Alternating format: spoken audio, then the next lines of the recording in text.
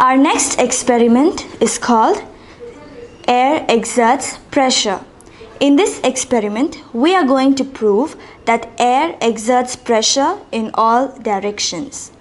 So, the things required to do this experiment are a drinking glass, water,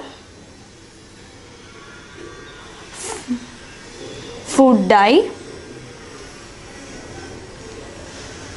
an index card, and you will also need a plate to prevent the water from spilling. So, shall we begin our experiment? First, we need to fill the glass with water. We are using the plate so that the water doesn't spill on our working table.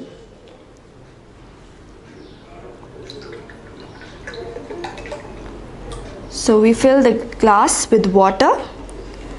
We fill it up to the brim so that the lip of the glass gets wet. Now I'm adding food dye. This is optional. I'm adding it so that we will know the difference between the water that is spilling. You can use a spoon for stirring. Now we have yellow colored water. The next step is to cover the glass with the index card.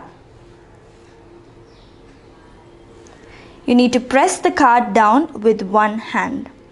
This will make a seal around the lip of the glass. The next step is we need to turn over the glass while pressing the card down with one hand. So we have turned it over. Now slowly and carefully remove your hand and let go of the index card. So did you see what happened? You will be surprised to see that water from the glass does not fall. This is because the air exerts pressure on the card from below and keeps the water in the glass. This experiment proves that air exerts pressure in all directions.